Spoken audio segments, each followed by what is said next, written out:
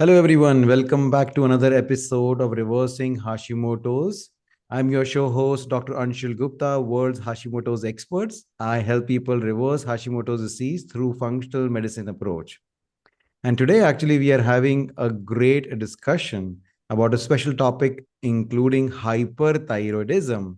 A lot of people have reached me, on various social media platforms, YouTube, that they want to know more about hyperthyroidism and Graves' disease. And that's the reason I've invited the world expert in hyperthyroidism, Dr. Eric Osansky, over here. So we'll have a great discussion about what different kinds of hyperthyroidism conditions are there and how and what you can do today to improve those.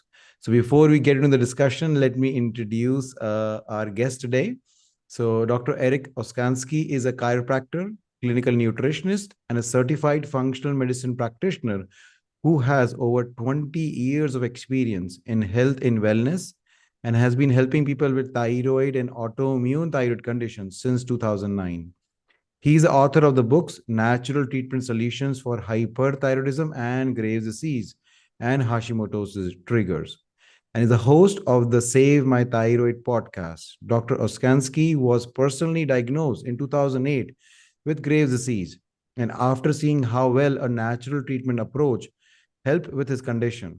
He began helping others with different types of thyroid and autoimmune thyroid conditions, including hyperthyroidism and Graves' disease. Wonderful, Dr. Osansky. Welcome over here.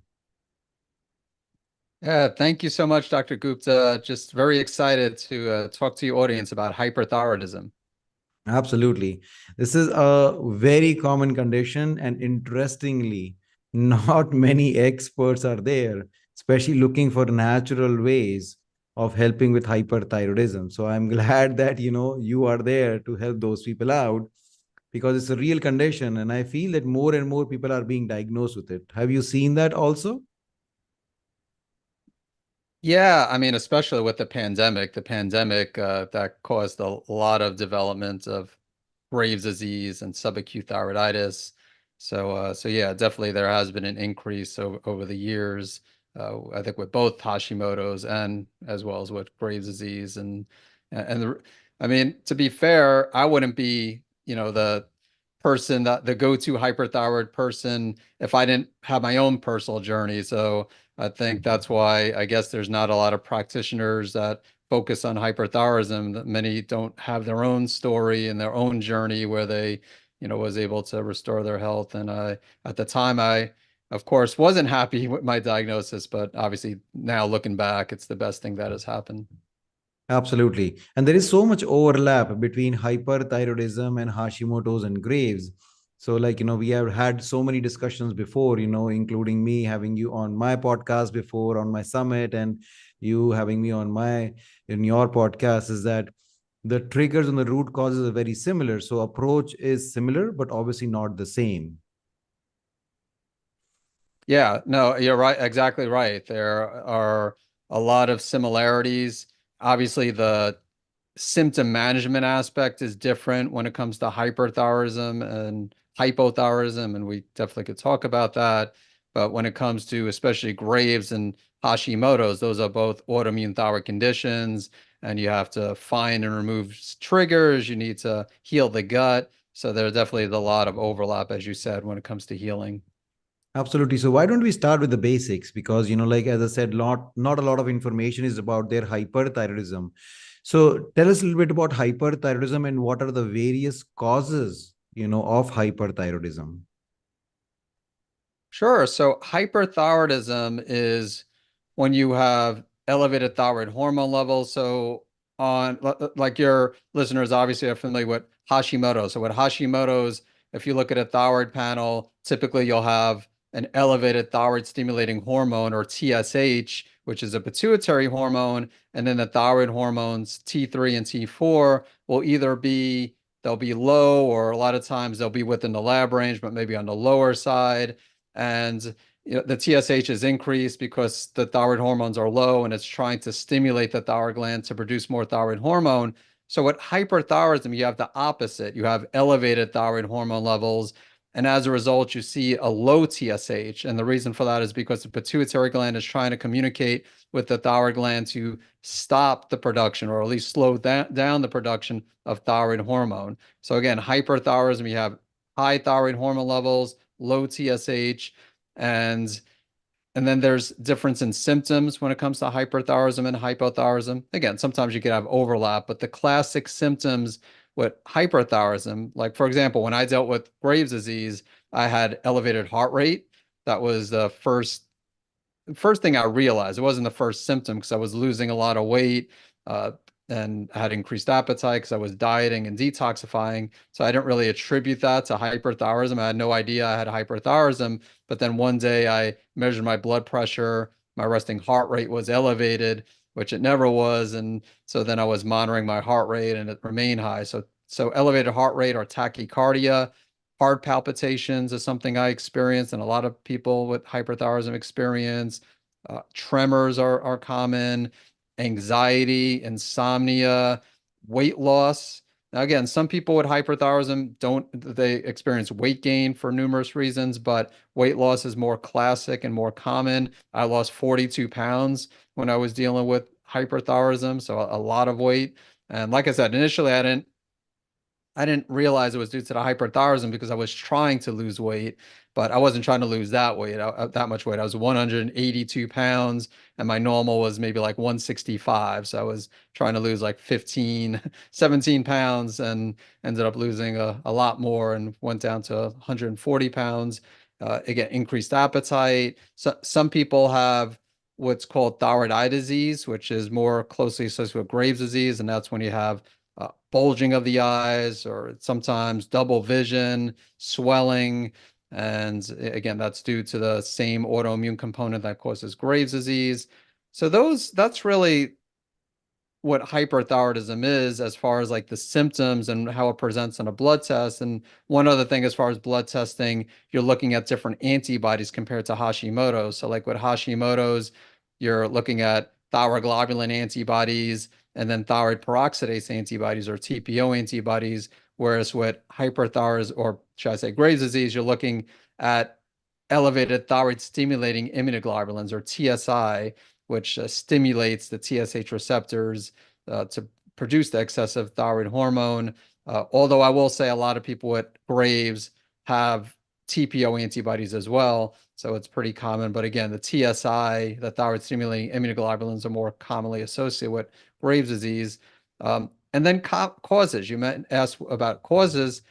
And as we chatted about earlier, there is overlap. I mean, there's different triggers when it comes to Graves and Hashimoto's, and there's also that triad of autoimmunity, that three-legged stool of autoimmunity. So there are genetic factors with both Hashimoto's and Graves' disease, and but thankfully you still can improve your health if you focus on the triggers and the healing the gut, which is those are the other two components of the triad of autoimmunity. So again, genetics, one or more environmental triggers, increase in intestinal permeability, which is the medical term for leaky gut.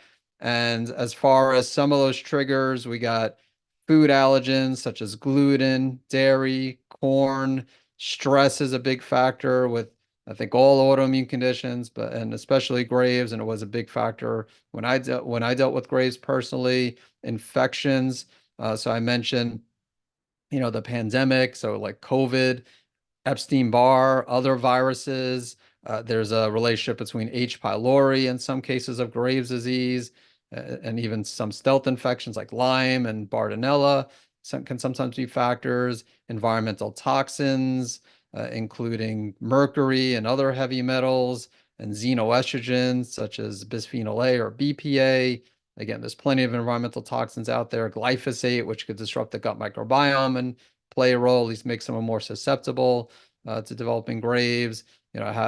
Toxic mold, problems with estrogen metabolism, having certain nutrient deficiencies can make someone more susceptible to, again, not just Graves, but Hashimoto's. So yeah, I wish I could say there was only one cause, just like you wish you could say there was just this one cause for Hashimoto's, but unfortunately it's not usually not that easy. Usually I mean, everybody has different causes, and many times there are multiple triggers, which I'm sure you find in your practice as well. Absolutely. I think that was a great snapshot of hyper and Graves disease that you have mentioned over here. And I'm sure people are taking notes, about all this information that you have shared.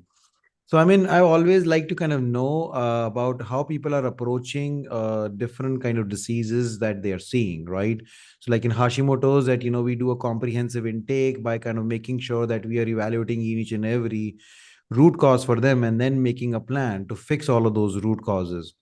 What is the like process that you follow? Like, do you have a set like number of tests that people have to do before you see them, or you actually start with evaluating them, with a questionnaire? How does that work with you? Yeah, it's a good question. So yeah, Yeah. I just like most practitioners, I do have people fill out a comprehensive health history, including a metabolic assessment, a toxin exposure questionnaire, and so I want to get as much information with their history, and they're welcome and encouraged to send lab results, like any blood tests that they had, for example, or if they had other tests prior to their first consultation. So yeah, that's initially what I want to see, but then I do recommend other tests. So as you know, most conventional medical doctors don't do a lot of blood tests. They just do the bare basics that insurance will cover. So I definitely dig deeper with the blood test. I like adrenal testing. So I will usually recommend either an adrenal saliva test, or if we want to look deeper into the hormones and the metabolism of hormones, and I might do something like dried urine testing, Dutch testing specifically. Sometimes I'll do a comprehensive stool test. I can't say I do it on everybody, but I have done a lot of them over the years. And organic acids test is also one that I don't recommend for everyone. So it really depends. I'd say so adrenal testing, blood testing. I do like hair testing, which I know is kind of funky, and like some practitioners are like, hair testing, and but I've been doing it for so long, and I mean, certain things are definitely not accurate. Like I wouldn't look at iron on a hair test and say, okay, someone has an iron deficiency, because again, it's actually very common for iron to be low in the hair even when it looks good in an iron panel. And as you know, you wouldn't want to give someone iron if they don't need iron. So, it definitely need to read it carefully and just from experience know like what's accurate, what's not accurate with the minerals. And then the metals, same thing. Like if we see someone with high mercury or high aluminum, we know it's a problem. If it's low, sometimes it's challenging because it might be like deeper in the tissues, the heavy metals. So again, but I find it to be a nice test to do. But yeah, to answer your question, it does vary. I mean, yeah, those are some of the initial tests I do, but like I said, not everybody gets stool testing, not everybody gets organic acids testing. Those are ones where depends on the health history, or if for any reason, I recommend initial testing and someone's not improving, then we might dig deeper and do some additional testing. So again, it depends on the person, and ultimately it's up to the person themselves. So when working with a patient, I'll if they they could decide how much or how little testing they want to do. So, if I'm being conservative, because I don't think that there's like based on a health history, if it seems like, their gut might be okay. Again, you can't always go by symptoms, but let's say, I might say, let's hold off on gut testing, but they have the right to overrule me and say, hey, I want to do a gut test. There's nothing wrong with doing more testing. There are practitioners who will tell all their patients, let's do like 4, 5, 6 tests.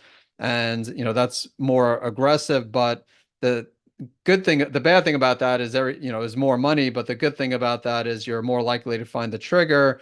And then with conservative testing, the good thing about that, again, your people aren't spending money unnecessarily. But the bad news is they might need to do more testing in the future if you don't get all the answers initially. So, like I said, I try my best to determine what tests someone might need. But as you know, it's sometimes, I mean, you don't really know until you test. Absolutely. No, I totally agree with that. Like that's a similar approach that we also take, that little bit more conservative on the testing initially, but then obviously, depending on case by case basis, then we do a more advanced testing. So now let's talk about a little bit more about actionable things that people can do. A lot of people are looking for lifestyle changes. What are the changes from the lifestyle aspect that will help improve their grades? And in that, diet obviously plays a very, very big role. So, what is the diet that people with Graves' disease should be following?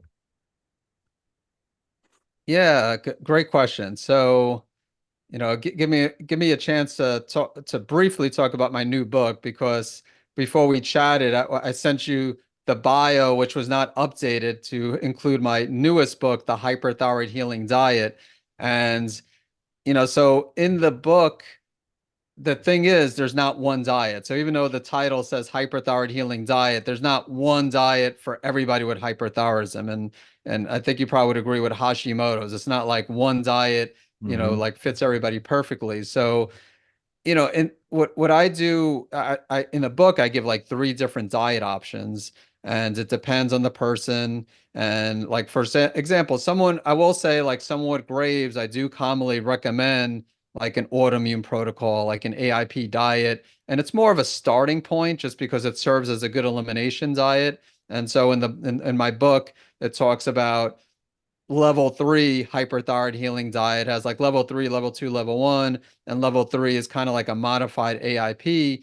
But it also depends on the person. Like, we don't want someone to get super stressed about the diet, or maybe someone already is working with me and they're like, you know what, I tried AIP. I did AIP for like 3 months or 6 months and it just didn't work. And I don't want to follow it again, which I understand. So maybe they're better fit for a more like a modified paleo, or even so it really does depend. And that's what the book tries to guide him through. Obviously, if someone's working with me one on one, we'll talk about that in person.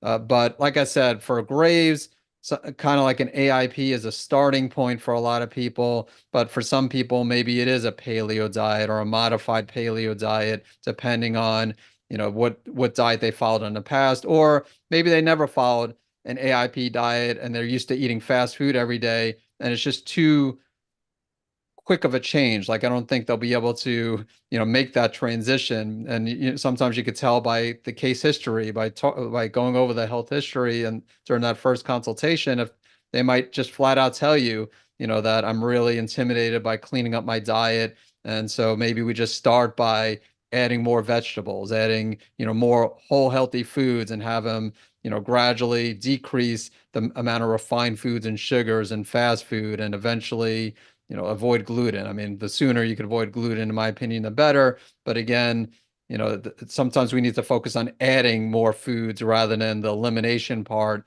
So it does depend on the person, but I think we both agree what I just said. The whole healthy foods really is non-negotiable. If someone is going to try to restore the health and they just want to keep on eating, at McDonald's and other fast food restaurants, and, eat other high sugar foods, and, just really not be strict at all with the diet. Again, it doesn't mean by strict, it doesn't necessarily mean AIP or even paleo, but if someone is eating inflammatory foods, it really will be difficult for them to heal.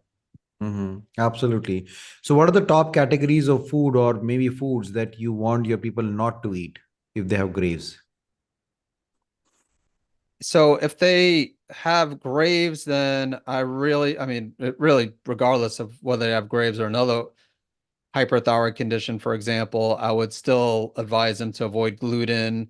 I usually tell them to take a break from dairy, with the exception of ghee. I think ghee, clarified butter is okay. And again, it doesn't mean everybody's going to react to dairy, but just to play it safe and part of an elimination diet process, I would have them avoid dairy.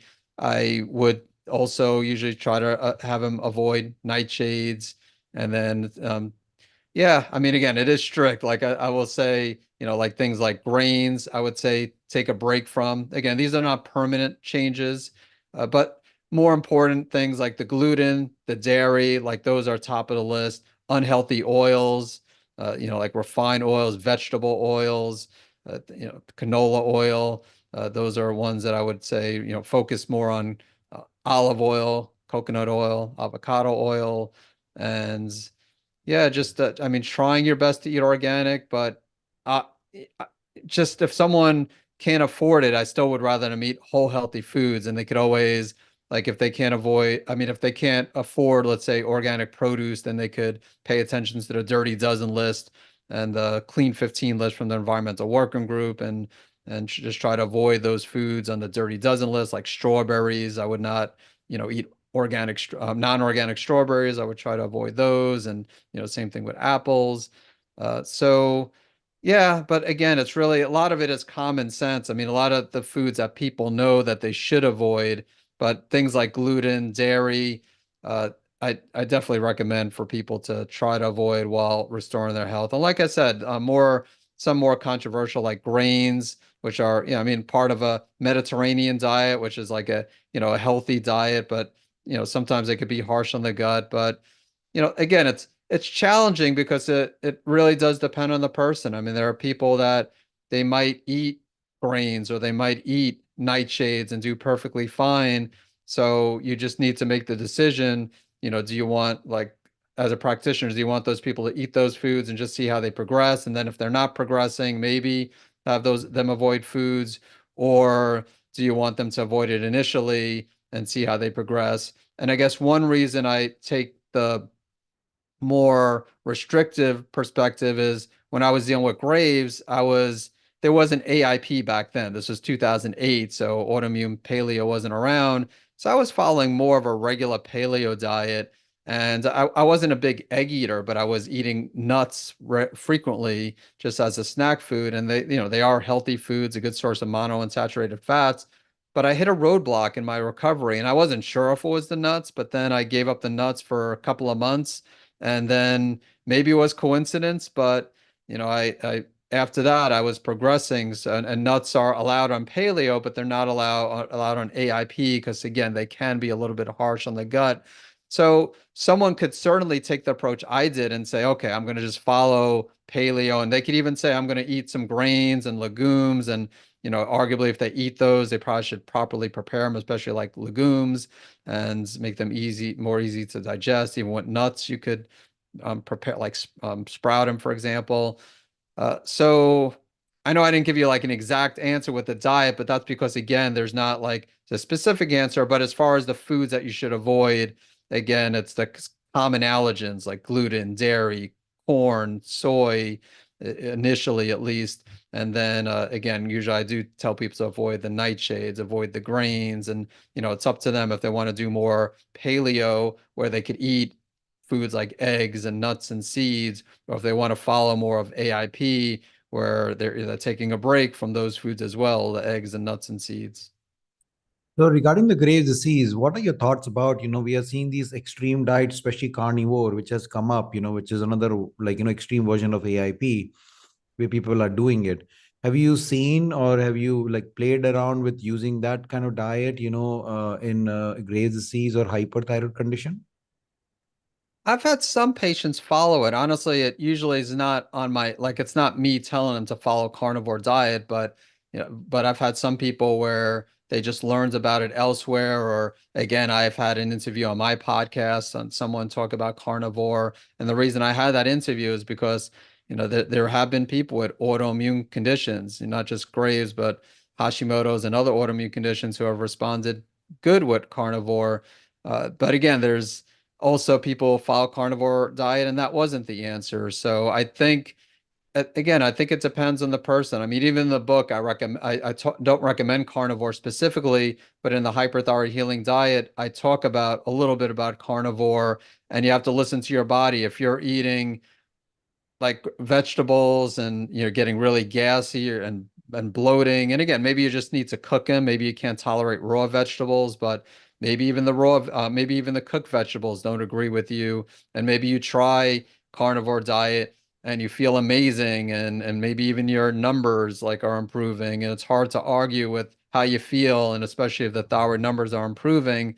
So yeah, I can't say that it's something I recommend to most of my patients, but it's something I keep in mind if someone is hitting a roadblock with the diet, or if they bring it up to me, like, what do you think about carnivore diet? I definitely won't say, oh no, carnivore, it's not. My concerns with carnivore is the same with ketogenic, is that I don't know long term the impact on the gut microbiome just because you're not getting the fiber. And I know that advocates of carnivore will say, well, you don't need fiber, but most of the research out there doesn't, I mean, supports that you do need fiber to support the gut microbiome long term. So I know there's one or two short-term studies that show that a meat-based diet doesn't really have any bad effects on microbiome, but 3 months, 6 months, 1 year, I don't know that we don't know because there's no studies that I am aware of.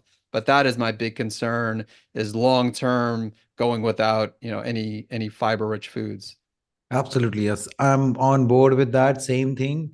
That I'm also concerned that, a carnivore diet can, on a long-term basis, disrupt the gut microbiome without having those prebiotic, soluble and insoluble fibers and things. And we know that the gut microbiome is such a crucial kind of key to our, immunity in the body. So I'm glad that, you are on the same page with that. So why don't we talk about like different treatment options for hyperthyroidism? Maybe just quickly go through the conventional treatment options, but then obviously we want to focus more on what are the other natural treatment options that people can utilize along with the conventional treatment options. Sure. So conventionally, there usually are three options. One is anti-thyroid medication to block the thyroid hormone. And most commonly, at least in the United States, they give methimazole. Sometimes they give what's called PTU. And it works. I mean, it definitely works, but side effects are common.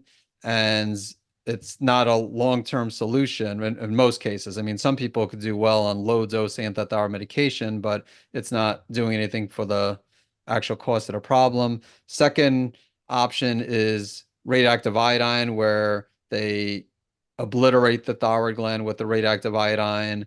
And again, that's pretty extreme. And especially with Graves, it's more of an immune system problem than a thyroid problem. So you are addressing the hyperthyroidism maybe, but you're not doing anything for the autoimmune component.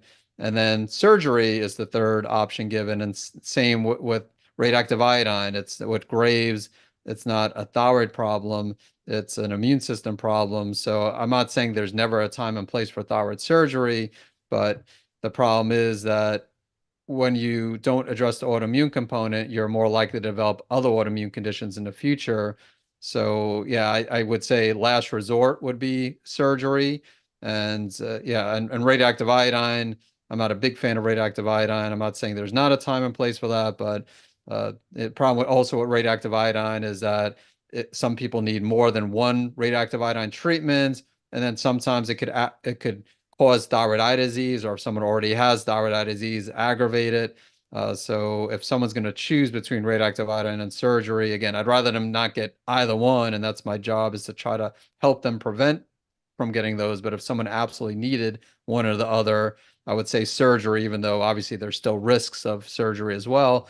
But thankfully, there are natural solutions. So yeah, like when I dealt with Graves, I was open to taking the anti-thyroid medication, but when I was, my background's a chiropractor, so I was taking continuing education credits, and most of the continuing education credits were nutrition courses, and I took a few functional endocrinology seminars prior to being diagnosed with Graves. I mean, when I took them, I had no idea I would need them personally, but I learned about natural options for both Hashimoto's and for hyperthyroidism. And, for hyperthyroidism, bugleweed is an herb with anti-thyroid properties. And so I took that and it worked really well. And then another herb that I took was motherwort, which is kind of like a natural beta blocker. And so I took both of those for quite a while, about 9 months I was on those. So it definitely wasn't a quick process, but I haven't taken them since. So 2008 is when I was diagnosed, and I've been in remission since 2009. So it's been quite a long time since I took those, but they work really well. They don't work with everybody, but if someone's not doing anything, I think it's fine to at least give it a try and see if they work. And then L-carnitine. So I'm sure you're familiar with L-carnitine, which at lower doses has multiple benefits. Like it could help with fatty acid oxidation, supporting mitochondrial health. But in large doses, like 2 to 4,000 milligrams, it has been shown to block the entry of thyroid hormone into the cell, which might not be good for someone with Hashimoto's, but if someone has hyperthyroidism, that could be another way of managing the symptoms. So that's another. The most of the studies showed L-carnitine tartrate, And then lemon balm also has a calming effect, and that's commonly used. So those, from a symptom management aspect, those are the main natural things that people could take. And, we could definitely talk about some other things that I recommend, like selenium and vitamin D. So I could talk about those if you'd like. Absolutely, yeah. So selenium is one of those minerals that, obviously we use in Hashimoto's also because, it reduces the autoimmune process. So is that the similar way that selenium helps, in hyperthyroidism also? Yeah, I mean, just by reducing oxidative stress. So yeah, this is where there's a lot of overlap. So with Hashimoto's, obviously you wouldn't want to take bugleweed, for example, with Hashimoto's, but selenium can benefit both Graves and Hashimoto's. A lot of people with Graves and Hashimoto's are vitamin D deficient, which is important for not only bone health, but for immune health. Omega-3 fatty acids are important to help reduce inflammation. So you want to have healthy amounts of omega-3s. And yeah. So I mean, there's a lot of supplements, and I like supplements. I recommend supplements. My goal is not to just give like dozens of supplements. It's really just to try to those that we could test for, give recommendations. For like vitamin D, I definitely test in everybody, and same thing with iron. I just spoke about iron earlier. I do an iron panel in everybody, but with iron, if it's low, we also want to address the cause of the low iron. And with vitamin D, that same thing. I mean, a lot of people actually don't get enough sun, but I find that even when people get regular sun, many times they can't increase vitamin D and they have to, I find they have to supplement. But yeah, there definitely is a lot of overlap when it comes to the other supplements that could help. And some of it is based on testing. What do we find on some of the tests that we do? As far as like if I do an adrenal test, and I mean, regardless of what it shows, yes, I'm going to tell someone to block out time for stress management and make sure they're getting proper sleep. But then I might give some adrenal support depending on, what the pattern looks like, and similar with the gut, whatever shows up in the gut. If someone has parasites or H. pylori, and if I feel they need a protocol, like herbal antimicrobials, for example, then I'll recommend it based on that. So, so some things I recommend more generally. Like again, selenium, honestly, I don't usually test for as far as like doing a blood test. Usually most people, I mean, we'll see what it looks like on the hair test, and a lot of times it is low, but I find that most people do okay with like 200 micrograms of selenium. Uh, omega-3s there. Sometimes I will have people like do a fatty acid profile and see like what their omega-3 and omega-6s look like. But a lot of people, they just want to take a fish oil and they don't want to, do the testing. I mean, vitamin D is one I definitely would recommend testing. So that is like, to me, not again, non-negotiable. Like I at least won't tell someone to take vitamin D unless if I see a vitamin D test, and same thing with things like iron. So for some things it depends. Some things I'm fine giving without testing. Obviously, like herbs and stuff, there's no test to see if you're, deficient in turmeric, or I mean, so again, with things like that, you're just going to give based on, your judgment as a practitioner, or maybe on the test results. So yeah, but those I think our approach probably is similar, or at least some of the things we give is similar, just Mhm. because they do benefit both people with Graves and Hashimoto's. Right. Yeah, absolutely. Yeah, let's talk a little bit about, this concern that, sometimes I see in people is that everybody wants to stop the medicine. So like, as soon as people like start seeing you, or what is your recommendation is that, when they are following your protocol, they stop the medicine immediately, or you actually take the protocol effect and then eventually you help them to get off the medicine. Yeah, so it is tricky because like when someone works with me, I let them know I don't have prescribing rights. So I'm not a medical doctor. And so I never tell someone to, stop taking the medication. And even, you being a medical doctor, it might depend on like if you're seeing someone in person or if you're working with someone virtually, it might be completely different.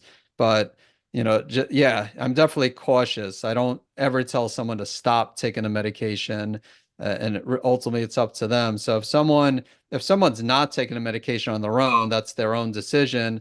And then, I have no problem recommending like the bugleweed, for example, and or the motherwort. If someone is taking the medication like methimazole and they're like, yeah, I don't want to take methimazole, I want to take bugleweed. What I will usually say is, again, I can't tell the person to stop, but you could take both at the same time. Like I've given people both, like, again, they're already on the medication, and I'll say, take bugleweed, maybe not take it exactly at the same time as methimazole, take it a little bit apart. And then, just as so now you're on two things that have antithyroid properties, but then as you become, the goal is actually to become a little bit more hypo, so you don't need the medication. And again, I won't be the one telling the person to stop it. They'll go get a blood test, run it by the practitioner who prescribed them methimazole, and then when the practitioner sees that they're more on the hypo end, their TSH is getting higher, for example, the thyroid hormones may be getting lower. And then yeah, typically the practitioner will reduce it, and then they'll be relying more and more on the bugleweed and less on the medication. So that essentially is the approach I take. And similar, if I see someone with Hashimoto's, I'm not going to tell them, stop taking. Yeah, and it's different with Hashimoto's because there's not really an herbal replacement. Like you can't replace thyroid hormone with an herb. So again, it's definitely more challenging with Hashimoto. So with Hashimoto's, if someone absolutely needs the thyroid hormone, I mean, there are more natural forms like desiccated thyroid, but still, it's still thyroid hormone. And so if someone needs it, some people definitely can get off of the thyroid hormone medication. But what you want to do is the same thing, just as you improve the health of their immune system, depending on how much damage has taken place to the thyroid gland, eventually, if they don't need if someone takes thyroid hormone and they don't need it, eventually they'll start becoming hyper, and you'll see that on the blood test, and that should be a sign to the medical doctor to lower the dose of the thyroid hormone. So really, I let the blood tests speak for themselves and how the patient feels, and yeah, but I never would tell someone, like, let's stop, or even reduce the dosage of the medication. So I leave it up to the prescribing doctors. Absolutely. So I kind of hear two things over here is that first of all, don't be in a hurry to stop the medicine. And second of all, there is a hope that eventually you can stop the medicine, right? Yeah, no, yeah, exactly. I mean, yeah, you want to be safe, especially with hyperthyroidism. I mean, because there is risk of having like a thyroid storm, which is a medical emergency. But even without that, it affects bone density, it affects the heart if your thyroid hormone levels are too high. So you definitely want to take it seriously. And yeah, I mean, without question, there's hope to get off the medication. I mean, the goal is not to have anybody be on medication permanently. And I mean, most medical doctors, most endocrinologists won't let that happen anyway. If someone's on the medication for more than like 18 months or 2 years, usually they'll be more aggressive with the radioactive iodine and thyroid surgery. But yeah, I mean, I'm proof myself because again, I didn't wasn't able to avoid medication in the first place. But yeah, I definitely work with a lot of people who take the medication and over time are able to get off. I mean, that's the goal. To me, someone's not truly in remission if they need to rely on medication. Hashimoto's is a little bit different because again, in some cases, if you have extensive damage to the thyroid gland, the autoimmune component might be great. It might be completely in balance, your immune system. But again, the thyroid's not like the liver. I mean, it could heal, but it's not like it's going to heal as quick as like the liver and the gut. So you could be in remission from Hashimoto's, but still need to take thyroid hormone replacement temporarily or sometimes on a long-term basis. Absolutely. Great. Well, we can keep going about this discussion, for long hours and hours, but I think we're coming to the end. So thank you so much for coming over here. But before we leave, I would like you to kind of talk a little bit more about the two books that you have written on hyperthyroidism, so people can take advantage by reading those and kind of know more about it. So can you please tell more about that? Sure. So my first book on hyperthyroidism, Natural Treatment Solutions for Hyperthyroidism and Graves' Disease. And the first edition came out in 2011. And then I just recently came out with the third edition in 2023, fall of 2023. So that's fully updated. And yeah, so that's a more of a broad book when it comes to hyperthyroidism, talks about the triggers and a lot of the things we just discussed here in greater detail. And then I released my my second book on hyperthyroidism, the Hyperthyroid Healing Diet, and which was actually supposed to be released in 2023. And I wasn't intending to update my other book, but then I just decided I was working on my Hyperthyroid Healing Diet book. And I just thought I really need to update the other book first, just because some of the things were outdated. And so I took a break from the current book, the more recently released book. And so yeah, that's my newest book, Hyperthyroid Healing Diet. And that, like I said, it doesn't focus on one single diet. It talks about multiple diet options and, gets into detail about also other dietary factors like histamine, as well as oxalates, mold in food, FODMAPs. I mean, really goes into great detail. So if you want to really get into, greater detail when it comes to the diet and learn, a lot about, the foods to eat, what to avoid in greater detail, definitely check out the Hyperthyroid Healing Diet. Absolutely. Where can they buy the book? Yeah, so I mean, they could check it out on Amazon. They could also visit my website, savemythyroid.com, and then there should be an option like where you could purchase when you purchase the book, it's on Amazon. It would redirect you to Amazon anyway. So if you go on my website, it's not going you won't be purchasing it from me. It still would take you to Amazon. So yeah, probably the best thing is just for them to go on Amazon, or I mean, even Barnes and Nobles, it doesn't have to be Amazon, but most people go on Amazon and just type in even just my name, Eric Osansky, if you want to see, the books that I have on thyroid health. Absolutely. We'll have all those links in the show notes. So please definitely check those out. And please, if you are suffering from hyperthyroidism, then go and check these books. Awesome, great detailed books. Very helpful for you guys. Thank you so much for coming over here. It was really great discussion. You are a wealth of knowledge on hyperthyroidism. So I'm glad that we were able to do it and help so many people. Yeah, thank you so much, Anshul. It was great chatting about hyperthyroidism, and yeah, really did enjoy this conversation. Awesome. All right, guys. Thank you so much for today.